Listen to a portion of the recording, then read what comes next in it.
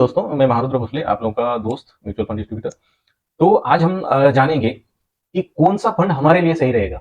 Okay, हमारे लिए सही रहेगा मतलब हर आदमी की रिस्क कैपेसिटी अलग है, हर आदमी का टाइम अराइजन अलग है, हर आदमी का गोल अलग है। ओके, उसका किसी का गोल हो सकता है रिटायरमेंट का, किसी का हो सकता है बच्चों की एजुकेशन का, किसी का हो सकता है कोई लग्जूरियस कार खरीदने का है, किसी को घर खरीदने का है, या किसी को जमीन खरीदना है। जो भी है अपने अपने हिसाब से हर एक का गोल होता है, या उसको माइंड भी नहीं होता है कि चलो भाई ये कर रहा है एसआईपी, मैं भी कर रहा हूँ। ओके, मुझे भी करनी चाहिए, इसका पैसा इतना इसने डाला और उसका बढ़ गया। तो वो बात नहीं होती है। हमें सोचना चाहिए कि हम अगर एसआईपी कर रहे हैं तो क्यों कर रहे हैं, व्हाट इज द रीजन। तो ये रीजन हमें ढूंढना चाहिए कि भाई हमें एसआईपी तो कर रहे हैं, मगर किस लिए कर रहे हैं और कहां तक करनी है और कितने की करनी है। तो इसके लिए हमें पहले पता होना चाहिए कि हमारा टाइम क्या है, मतलब हमारे पास कितना टाइम है वो पैसा इन्वेस्ट करने के लिए। तो चलो अभी जानते हैं, वन बाय वन जानते हैं कि कितने टाइप के गोल हो सकते हैं आपके। ओके, तो इन्वेस्टमेंट गोल के अगेंस्ट में बात करूंगा। तो ये है, जैसे मान लो कि मैंने बोला कि रिटायरमेंट प्लान हो सकता है, किसी का चाइल्ड एजुकेशन हो सकता है, किसी को घर बाय करना है, किसी को कार बाय करना है, किसी को फॉरेन टूर जाना है। क्योंकि जो बड़ा पैसा होता है, ये बड़ा पैसा हमारे जैसे नॉर्मल लोगों के पास, मिडिल क्लास के पास आता नहीं है, वन टाइम आता नहीं है। जैसे मान लो कि घर खरीदना है, 50 लाख का घर खरीदना है, तो हमें तो सीधा सीधा लोन ही लेना पड़ेगा। अगर समझो हमें फॉरेन टूर करना है, तो फॉरेन टूर करने के लिए हमें लोन तो कोई देगा नहीं। ओके, तो इसके लिए अगर हम प्लान कर रहे हैं, तो जैसे मान लो कि अगर हम गोल के बारे में देखते हैं कि शॉर्ट टर्म गोल कितने का होता है, मतलब कितने साल तक हम शॉर्ट टर्म में काउंट करेंगे, लॉन्ग टर्म में कितने में काउंट करेंगे, मिड टर्म में कितना काउंट करेंगे। ओके, तो शॉर्ट टर्म में हमारा 1 से 3 साल तक का जो टाइम पीरियड रहेगा वो शॉर्ट टर्म में रहेगा, मीडियम टर्म में 3 से 7 साल, और 7 साल से आगे का हम लॉन्ग टर्म में काउंट करेंगे। ओके, तो शॉर्ट टर्म में अगर हम यही चीज शॉर्ट टर्म में लेते हैं, मिड कैप और स्मॉल कैप, बहुत हायर रिस्क हो जाता है हमें, बहुत हाई रिस्क। मतलब हाई रिस्क क्या है, मार्केट की वॉलेटिलिटी। जैसे हम किसी भी म्यूचुअल फंड के एड में यही सुनते हैं, सब्जेक्ट टू मार्केट रिस्क, वहीं से हम निकल वापस घूम जाते हैं कि भाई ये मार्केट से रिलेटेड है, तो हमें यहां नहीं जाना है। okay?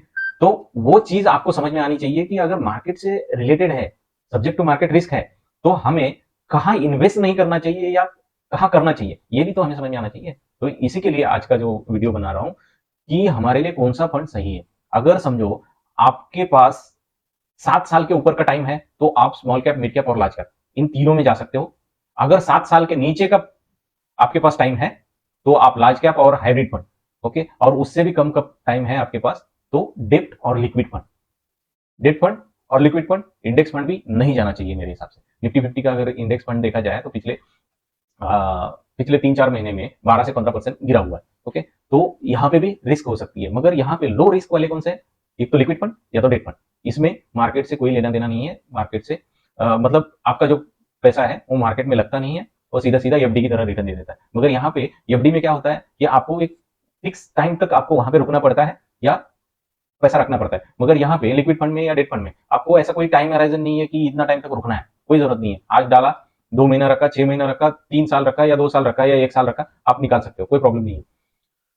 तो ये सारी कैटेगरी आपको अगर समझ समझ में आई, तो जैसे मान लो कि जो इक्विटी की जो स्कीम है, इक्विटी क्या है, small cap, mid cap, large cap, इनमें सारी की सारी 100% इक्विटी है।